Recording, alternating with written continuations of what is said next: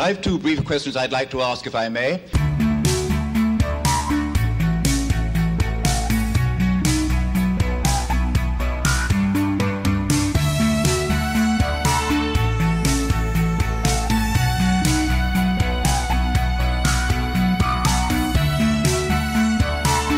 Hi, welcome to Left Foot Media. My name is Brendan Malone and you're watching The Daily Question. Today's question of the day: why is there a war for Star Wars? Now, the reason I'm asking that question is because, and I don't know why they're doing this, but Lucasfilm, Disney have decided to go to war against the Star Wars fan base. They are at war with their customers. This is the very worst thing that they could be doing. If you happen to find yourself in possession of one of the most widely recognized brands, this is a brand that is internationally and across multiple demographics. This is a widely known brand. If you are in possession of one of the most successful entertainment brands in the history of cinema, if you are in possession of a brand that is one of the most lucrative brands in the history of cinema, the last thing that you should be doing is going to war with your customers when your customers tell you that there is a problem, but this is exactly what's happening, and it makes absolutely no sense. Imagine if McDonald's did this. Imagine if McDonald's released a burger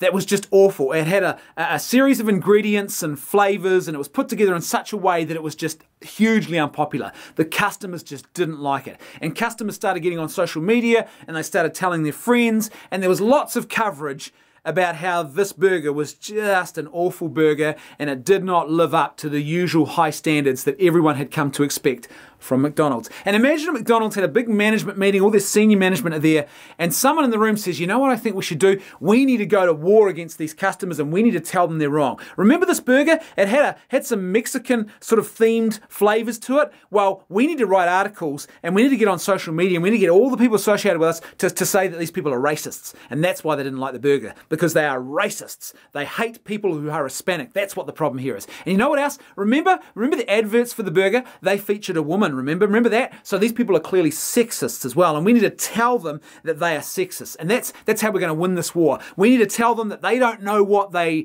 actually want. We know what's best for McDonald's. We are McDonald's, not them. How dare they tell us what things should and shouldn't look like? We know best. This is our thing, not theirs, and these people are just a bunch of racists and sexists, and they can go and die in some dark hole somewhere as far as we're concerned. Now, if everyone else in that room was sane, they would look at that person and they would say, okay, I think you need to leave the room now while the adults figure out how we're going to solve this problem. Because that would be the exact wrong way to handle customer dissatisfaction. Yet that is exactly what Disney and Lucasfilm are doing right now. They've gone to war against the fan base. They've gone to war against their customers instead of actually admitting that. They don't have to do this publicly, they can do it internally, where you have a good old-fashioned internal audit where you say, okay, things have gone wrong here. We have released a product to market and it has failed.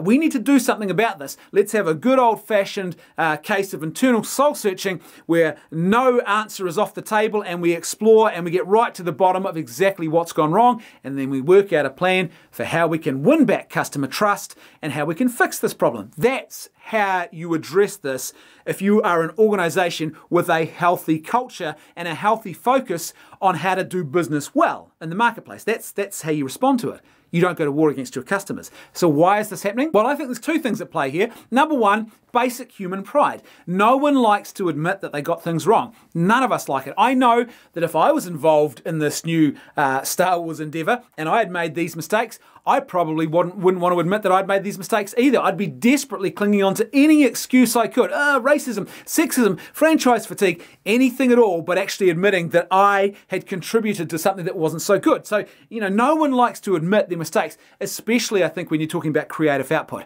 We don't like to admit that we are not as good creatively as we probably like to think we are. None of us. I mean, I'm someone who's a bit of a musician, and that often means writing songs. I've been in bands in the past, nothing big, but I know I always took it that little bit harder. I think creative people have a bit more of an ego when it comes to judgment about their creative output. So basic human pride is the first problem. And problem number two is I don't think they want to let go of the Star Wars they've created because they have invested so much of their personal ideology into it.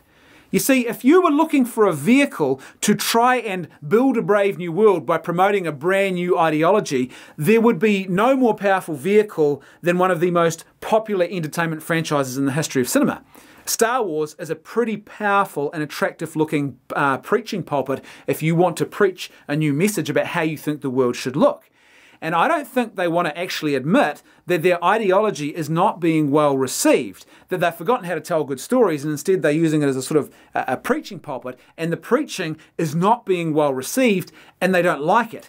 And they are insistent that the world must change. This is sort of very typical of some of the ideologies. It's all about how everyone's oppressing everyone else, and so you must be part of the oppressor class if you're not willing to actually accept what we're telling you. So I think there's definitely an element of that here. They don't want to let it go. They don't want to admit that the ideology hasn't gone over as well as they thought it would. They don't want to admit that they're getting this wrong, because that would mean not just admitting you've made a mistake, but also having to let go, I think, of using Star Wars as a preaching pulpit. You'd have to go back to telling good stories.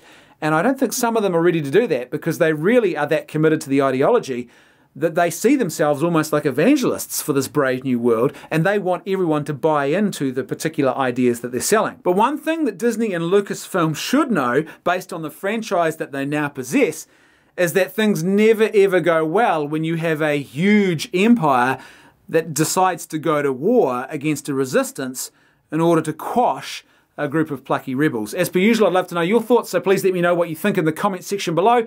If you like the content I'm creating and you'd like to see more of it, then please support me on Patreon for as little as $1 a month. There's a link in the description below and a link on screen at the end of this video. That's right, I can hear my theme music too. I'll see you next week on The Daily Question.